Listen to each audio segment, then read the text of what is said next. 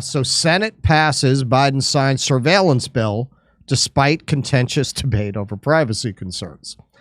President Joe Biden on Saturday signed a bill that reauthorizes a key surveillance authority after the Senate passed the legislation late Friday night, avoiding a lapse in the controversial program.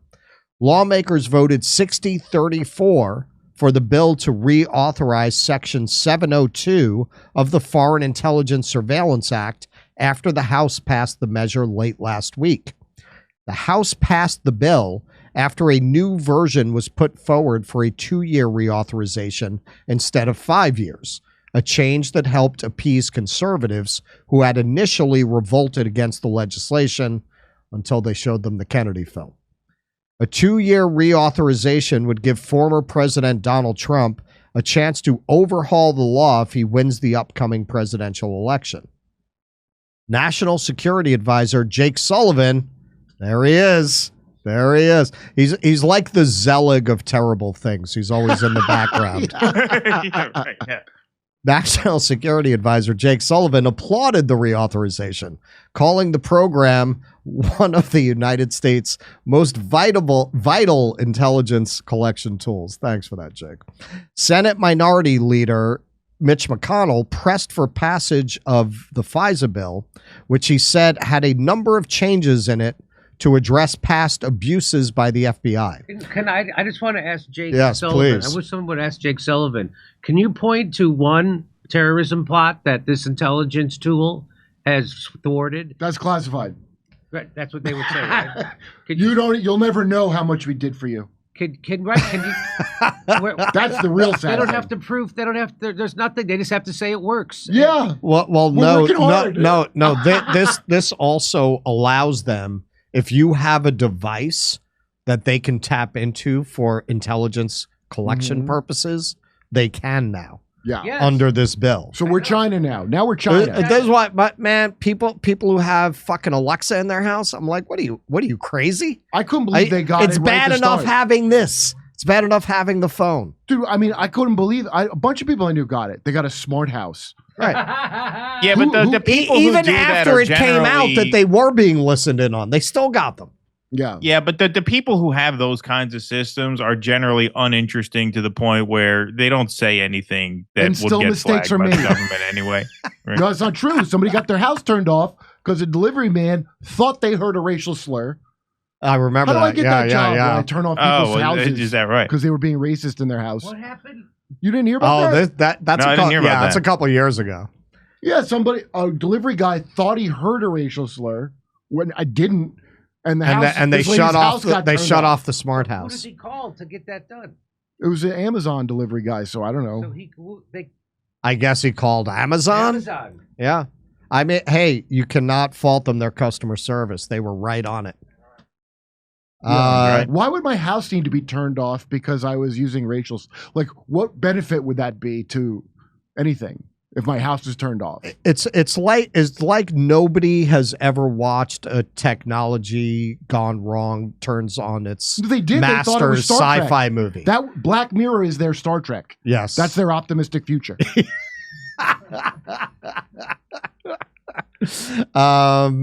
All right. So the Kentucky Republican also warned that some critics of the bill were fear-mongering that the legislation would allow spying on Americans in coffee shops and other places and should be ignored. They're not already doing that? I'm reassured. Supporters argue, if Mitch McConnell says it, you can take it to the bank. Supporters argue Section 702 is a critical tool for safeguarding national security, but it has come under scrutiny from some lawmakers over alleged misuse. No, it's not alleged. We know for a fact that over almost 300,000 times they misused it. You see, I think the way they won over the Republicans is the Republicans were mad that they misused it against Trump. They don't care about them misusing it against you. Right. Yeah. They must have reassured them that it wouldn't be used against their candidates again. But there it is. There's in the second paragraph. Hundreds of thousands of Americans' information is collected. Sure. I like how incidentally. It's Incidental. collected. Take the word incidentally out. It's collected. Under FISA's Section 702, They're swept up. They're going to start saying they got swept up. they got swept up in it, but it's safe and effective. The government hoovers up massive amounts of internet and cell phone data on foreign targets.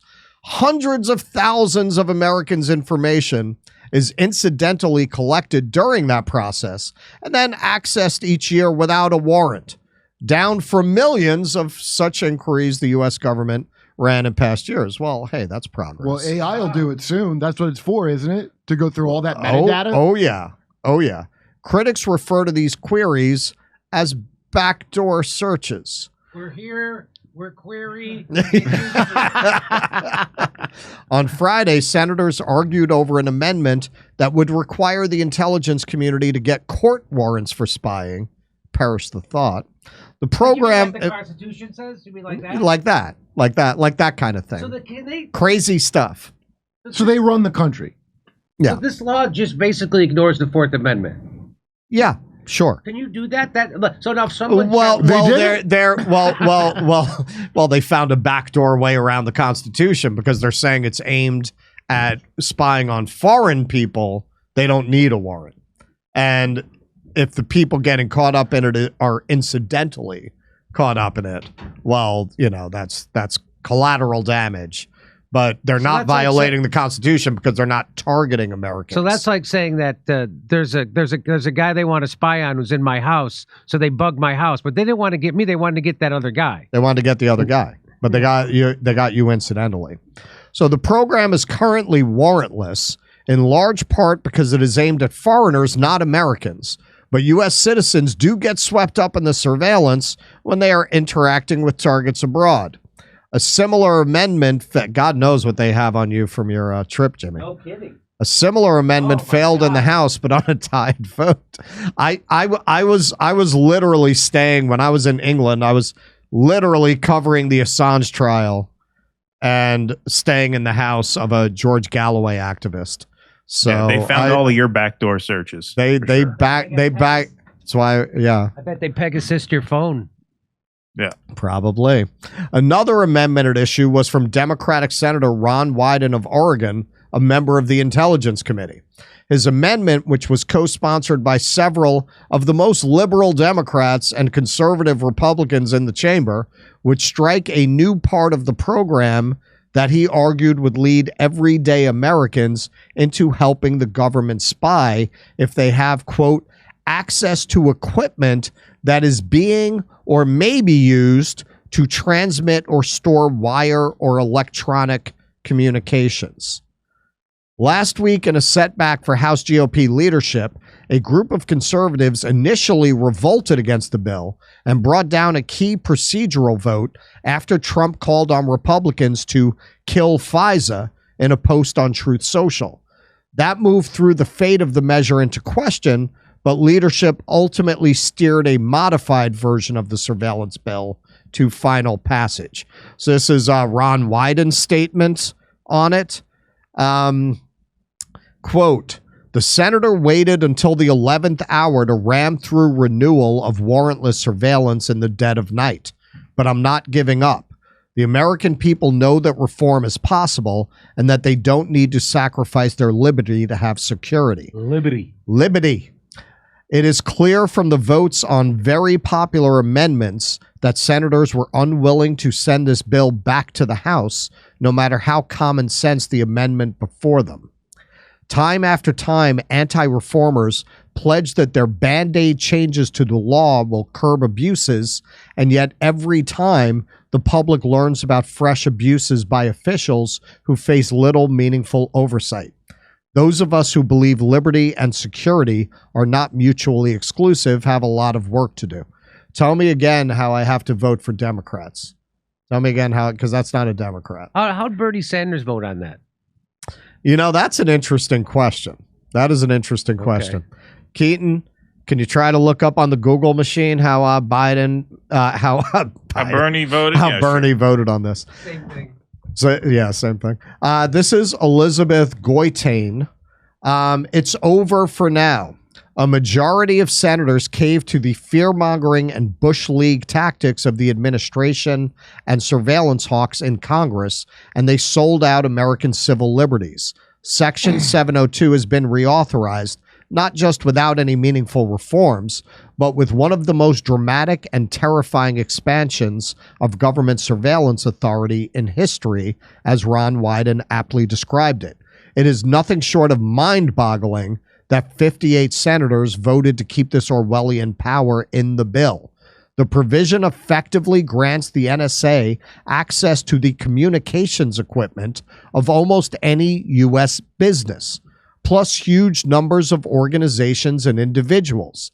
It's a gift to any president who may wish to spy on political enemies, journalists, ideological opponents, etc. The administration and intelligence committee leaders buried senators in a morass of misleading and, in some cases, flatly false statements throughout the week. I think of myself as pretty jaded, and I was still genuinely shaken by how many lies I heard. This is a shameful moment in the history of the United States Congress. It's a shameful moment for this administration as well. But ultimately, it's the American people who pay the price for this sort of thing, and sooner or later we will. Very true. Why is she shocked? I mean, at this point, don't you think back to the Patriot Act and everything about 9/11 and every other goddamn disaster? Oh, this has been a trick the whole time. Obviously, they're getting... Chuck Schumer said it best. How did 58 how did they go for it? Well, they got 6 ways to Sunday to fuck with you because they spy on everyone. Well, that's and they don't live their lives right. That's why I wanted to open the show with that Tucker segment, because it really does serve as an explanation for almost every other segment we're doing all night. He's like Jaguar Wright talking about Diddy. Why did they vote like this? Well, why you think? Well, okay. It's called blackmail.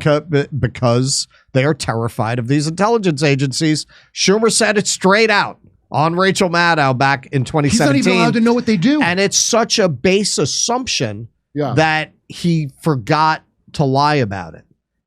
Because I'm sure if you're having lunch with a bunch of people at Congress, oh yeah, you don't want to mess with those people. It's just understood, right? But he said it on a hot mic on a No, you're conditioned. We're all programmed. I mean, I'm not. I'm sick of that shit.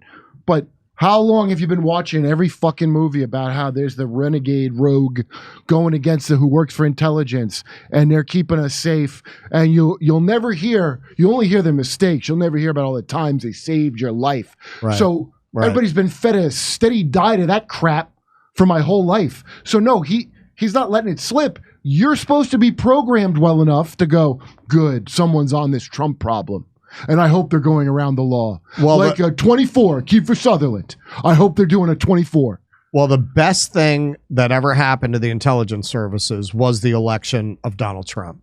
Because whatever last vestige there had been of people who think of themselves as left, they're really not liberal class people. Whatever last vestige of the traditional suspicion of the intelligence services that they had went out the window. Yeah. I always say one of the most bizarre spectacles of the Trump presidency was watching people who consider themselves on the left celebrating the deep state, celebrating the FBI, celebrating the CIA, sharing op-eds from John Brennan.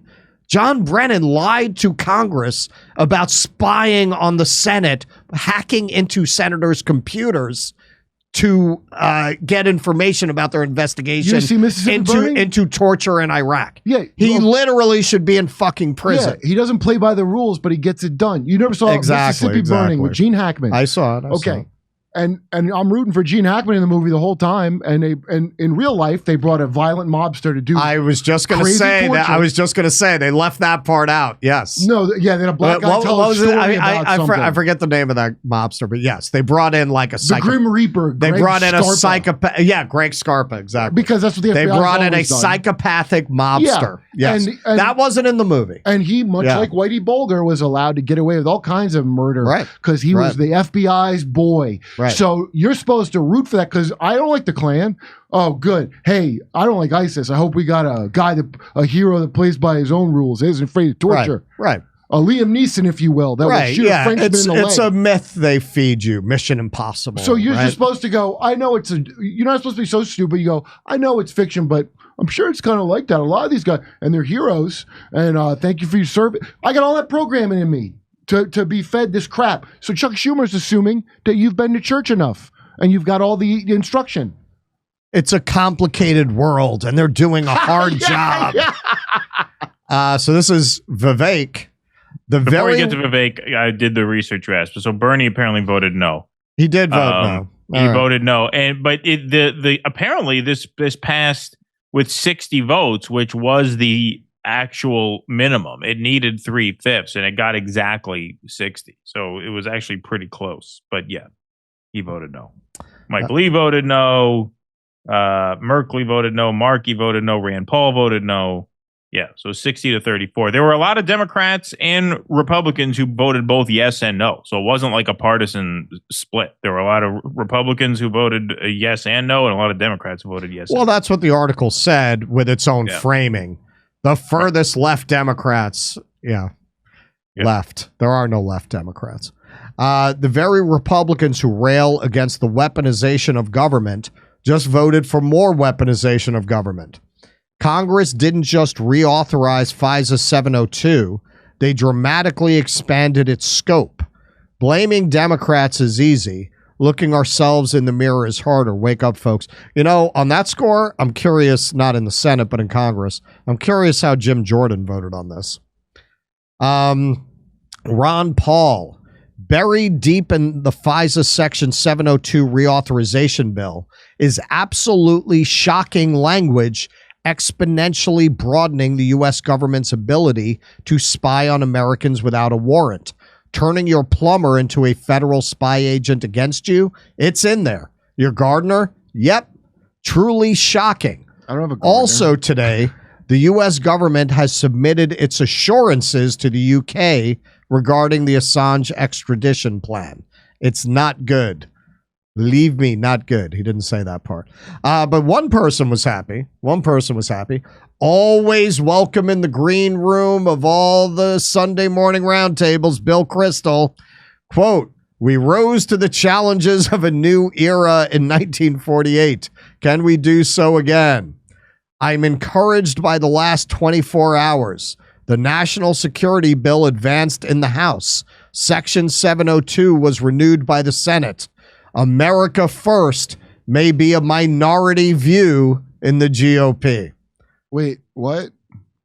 Is that Bill, good? Bill, is he happy because America first is minority view? Yeah. Bill Kristol's very happy. He's saying those MAGA, the unwashed MAGA people, the Marjorie Taylor Greens. He's not even faking that. They're a minority. He's not doing the thing of, no, this is America first because that's our border. And so he's doing a thing of like, that's crazy that you think. This is why it was so easy for Democrats to embrace Liz Cheney. There's just not that much distance between the establishment in both parties. So they basically see the world the same way. In Eyes Wide Shut, he's the one that demanded to know Tom Cruise's password for the weird gold mask party. He's the guy sitting. He goes, "What is the password?" Like what? You know, they're friends, and they like to talk about how they're friends. What is the real difference between Nicole Wallace and Rachel Maddow? Like, what do they really disagree on? It's probably some kind of a minor thing about a disagreement about some esoteric theosophy cult thing they're in secret. These people are all lizards. I'm not. It is what it is. They're fucking lizards. I didn't want to believe it. But look at what they do. Why would you believe in any of this ever again? Why would you believe in any of it?